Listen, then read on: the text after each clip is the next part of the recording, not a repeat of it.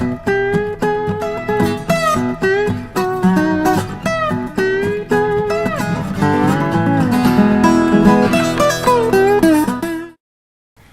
to Episode 4 of Get a 5's AP American History Review Session videos. Episode 4 covers two of the most important themes of 19th century American history, territorial expansion and the coming of the Civil War, both of which frequently appear on AP exams in the multiple choice, DBQ, and free response sections. Not only do these appear regularly, but the exam will often ask you to consider them as connected to one another. For example, one year, this question appeared on the exam.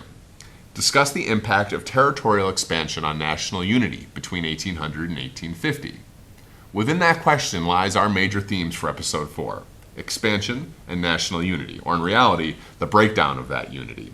And if you're not sure what the answer to that question is now, I promise you will be by the end of this episode. As always, significant theme analysis is going to make our study of this subject much easier. You should keep in mind that while it's going to be nationalism that fuels the expansion we'll be talking about here in the 19th century, eventually that expansion is going to create sectionalism within the United States. We're going to look at territorial expansion first, really through 6 major themes: minor treaties, the Missouri Compromise, the Texan Revolution, Oregon, the Mexican-American War, and then a few loose ends that we'll tie up at the end. But to begin with, let's take a look at 2 minor treaties at the beginning of the 19th century. In 1817, the Rush-Bagot Treaty with Great Britain helped to demilitarize the Great Lakes on the Canadian-American border. This border had been ripe with tension since the end of the War of 1812, and Rush-Bagot helped both countries to use the lakes more profitably without having to worry about defending them. Probably more important, though, 2 years later, in 1819, was the Adams-Onis Treaty with Spain. Now, Adams-Onis did 2 things that AP will often ask you about. The first, and probably more concrete, is to purchase Florida. Now, Florida had bounced back and forth between being a Spanish possession and being a part of the United States, but in 1819, for good, it ended up as a southern part of the U.S. The other thing that Adams-Onis did, though, that students often forget about, is to create a border between the Louisiana Territory and northern Mexico. That border, which you can see here, looks kind of like a staircase and helped to delineate what had been sort of a vague border in the years leading up to it. The Louisiana Purchase, done by Jefferson back in 1803, had excited most Americans who saw economic opportunity in the West. But eventually, as we'll see here as we start to discuss the Missouri Compromise, this land needed to be organized and settled into states. Missouri's application for statehood in 1819 created one of the earliest northern versus southern sectional tensions of the 19th century over land. Now, since slave owners had migrated to Missouri with their slaves, it seemed likely that Missouri would enter the Union as a slave state. This introduced an interesting and concerning element to American politics. Up until this point, a balance of slave and free states had existed in the U.S. This had implications in the Senate, where both sides feared the other growing too much influence there. So a deal was struck in 1820 with really 3 major provisions that you need to know.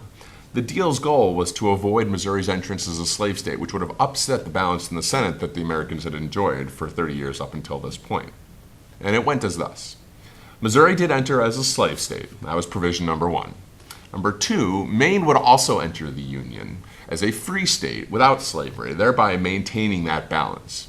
And finally, and the part of the compromise that really is the most lasting presence for us, was the creation of the 3630 line. Now, 3630 was the southern border of Missouri, but as the compromise read, any additional states that entered the Union within the Louisiana Territory north of this line would not be allowed to have slaves. So Missouri, as you can see clearly north of that line, would be the only slave state north of 3630 to have slavery within it. Any subsequent states that would enter the Union in the next 20, 30, 40 years, these would all be free according to the compromise. And this compromise really kind of staved off tension, at least for the short term. As we talk about Americans moving west, though, you should understand that Americans move west also pushed across the country's borders. And in the case of Texas, into what had just recently become the country of Mexico. In 1823, Mexico, which had recently won its independence from Spain, began to attract Americans to come settle the northern territory of Texas, at this point still a part of Mexico. Bringing their slaves with them, many Americans migrated to Texas and began to grow cotton in the fertile, humid, river-cut land, which was really ideal for plantation life. But by the end of the decade, Mexico had outlawed slavery and began to require migrants to convert to Roman Catholicism. By 1835, the Texans began a revolution against the newly named dictator General Antonio Lopez de Santa Anna. AP won't ask you to know too much about the battles themselves. An occasional question might appear about the Alamo, but all you need to really understand about that was that it was a military defeat for the Texans on one hand, yet a moral victory since such a small force had held off such a large Mexican invasion on the other hand. Again, military defeat, moral victory. The war ended in 1836 when Sam Houston secured victory for the Texans at the Battle of San Jacinto, and Texas won its independence. Now keep in mind though, it's independent. It really is broken off from Mexico, and its future isn't clear at this point. Texas applies to become a state as a part of the United States, but President Jackson is concerned about annexing it. Just like it had happened with the Missouri crisis, Jackson fears that if Texas becomes admitted as a state, which would be a slave state, the balance in the Senate between free and slave states would get upset. Not being able to join the United States and having recently won its independence from Mexico, Texas will actually remain an independent nation, the Lone Star Republic, for nearly 10 years. It's for this reason you see the Lone Star on their flag today. Now, we haven't yet talked about manifest destiny, and when we talk about westward expansion in the 1840s, it really is an essential concept for you to understand. Manifest destiny was a belief that emerged in the United States that thought that Americans' destiny, as in what God had intended for them, meant for them to occupy all of the land in North America between the Atlantic Ocean and the Pacific Ocean. That was their destiny, to occupy all of this land. It ignored the fact that much of that land was occupied by, well, first Native Americans, and then later the Spanish and then Mexicans that had occupied the western part of that country. But it is with this strong growing belief in manifest destiny, which was a very nationalistic belief, a very belief that Americans had this destiny awaiting them, that the election of 1844 emerged. Now, with manifest destiny sweeping through America in the 1840s, Democrat James Polk ran for the presidency, and his platform was purely expansionary. Polk wanted Americans to fulfill their manifest destiny, and his campaign slogan dealt more specifically with the northern border of the disputed Oregon Territory.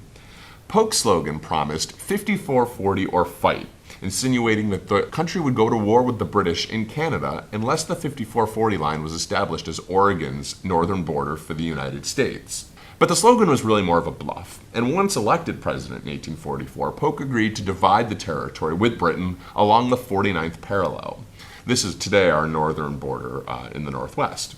Polk's goal here was to be able to focus the nation's attention more toward the south, which really takes us to the last major expansionary area you need to be familiar with. The Mexican-American War was one that would add really the final major areas of American territory to its mainland. Polk's popularity had stemmed from his expansionary platform, and in 1845, Polk authorized the annexation of Texas to the United States, what Jackson had been unwilling to do 10 years earlier.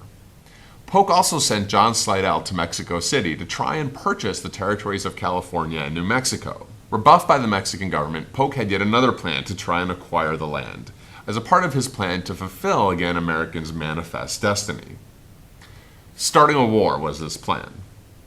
General Zachary Taylor was sent into a strip of disputed land on the Texan-Mexico border. Both sides thought that this strip of land belonged to them. Once there, Mexican soldiers fired on Taylor and his men, claiming that he had invaded Mexican territory. Stating that American blood had been shed on American soil, Polk petitioned Congress to declare war against Mexico, which they had done then in 1846. Kind of like with the Texan Revolution, and actually with many of the wars in American history, there isn't a lot that AP will expect you to know about the fighting itself. You should know that the war was relatively quick and easy from the American point of view. In only 2 years, Mexico would be conquered. Most important, though, for us is that in 1848, the Treaty of Guadalupe Hidalgo settled the fighting and led to the following provisions, which you definitely should be familiar with. Probably most importantly, Mexico ceded the territories of California, New Mexico, and Utah for an exchange of $15 million to pay for the land.